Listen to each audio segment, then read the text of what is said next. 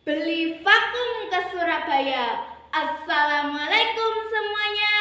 Ayam bakar sambal kemangi. Apa kabar hari ini? Alhamdulillah kalau semua dalam keadaan yang baik. Bapak Ibu juri yang saya hormati dan teman-teman yang saya sayangi. Mari bersama-sama bersyukur kepada Allah Subhanahu wa taala. Hari ini kita dapat bernafas bebas dan tertawa lepas. Tertawa itu juga suatu nikmat ya teman-teman. Coba waktu zaman penjajahan dahulu, apakah para pejuang bisa tertawa lepas dan bebas dalam kondisi perang? Tentu tidak. Mereka berjuang dengan sungguh-sungguh, mengupayakan kemerdekaan sehingga kita bisa terbebas dari negara penjajah. Seperti perjuangan pahlawan yang akan saya ceritakan hari ini teman-teman. Beliau terkenal sebagai pemimpin perang terbesar di Pulau Jawa. Siapakah beliau? Ya, beliau adalah Pangeran Diponegoro. Pangeran Diponegoro lahir di Yogyakarta pada 11 November 1785. Ibunya merupakan seorang selir bernama Raden Ajeng Mangkayawati dan ayahnya yang bergelar Hamengkubuwono III. Ketika dilahirkan, Pangeran Diponegoro diberi nama Bendoro Raden Mas Mustahar. Kemudian diubah menjadi Bendoro Raden Mas Antawiro.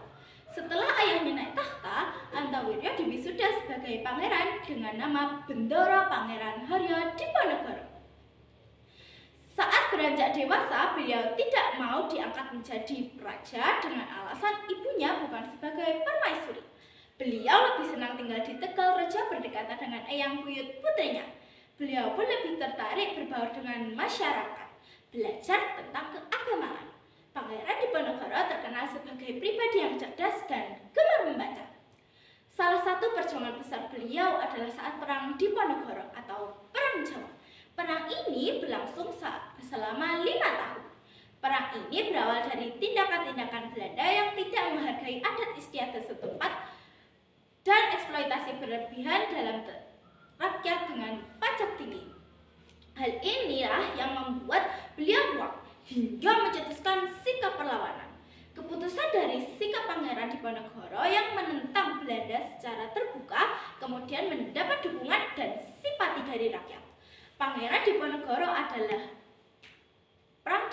adalah perang pertama yang menggunakan metode modern, baik metode perang terbuka maupun perang gerilya yang menggunakan taktik tabrak lari dan penghadangan.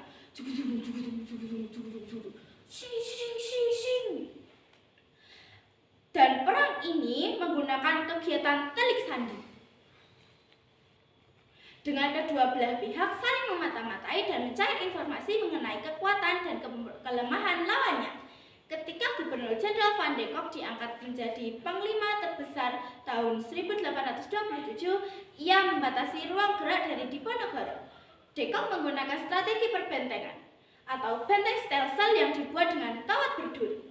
Perlawanan Diponegoro melemah sejak akhir tahun 1828, yaitu setelah Kyai Maja ditangkap, disusul kemudian Sentot Prawiryo-Dirjo dan pasukannya.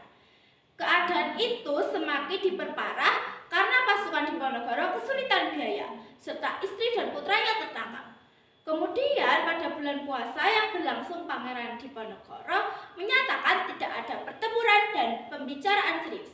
Beliau hanya ingin beribadah dengan khusyuk. De Kock pun menyetujuinya. Pangeran Diponegoro datang ke Magelang untuk menemui Jenderal Van de Kock.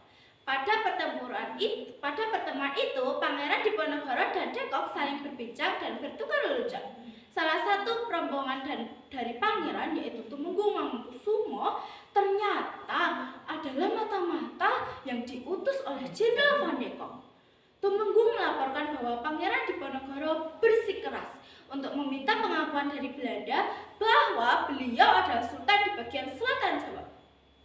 Hal ini membuat Jenderal Van de Kock memutuskan untuk berlaku curang. Ia memerintahkan utusannya untuk mempersiapkan pasukan untuk mengamankan penangkapan sang pangeran jika datang lagi. Tanggal 28 Maret 1830, Pangeran Diponegoro mengadakan pertemuan dengan Belanda. Pada pertemuan itu, Jenderal De Kock terlihat sangat berkeinginan untuk menangkap Pangeran Diponegoro.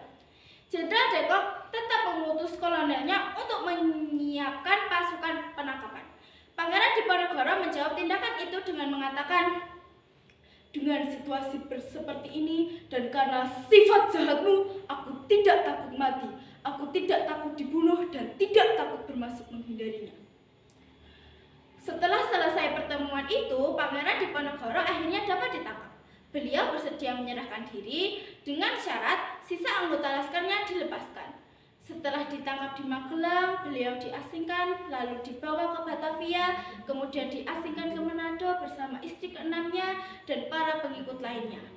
Beliau dipindahkan ke Makassar hingga wafatnya di Benteng Rotterdam tanggal 8 Januari 1855. Diponegoro. Di masa pembangunan ini Tuan hidup kembali dan barakaku menjadi api. Di depan sekali Tuan menanti, tak gentar lawan banyaknya 100 kali. Pedang di kanan, keris di kiri, berselempang semangat yang tak bisa mati. Maju, ini barisan tak bergenderang berpaling. Kepercayaan tanda menyerah, sekali berarti sudah itu mati. Maju, bagimu negeri, menyediakan api, punah di atas menghamba, inasa di atas ditindak. Sungguh pun dalam ajal baru tercapai jika hidup harus merasai. Maju, serbu, serang, terjang. Khairil Anwar. Begitulah kisah perjuangan Pangeran Diponegoro. Sungguh luar biasa, beliau memperjuangkan hak rakyat. Beliau rela berkorban untuk rakyat. Semoga kita semua dapat meladani sikap beliau. Pangeran Diponegoro, surga menantimu. Amin. Wassalamualaikum warahmatullahi wabarakatuh. Merdeka!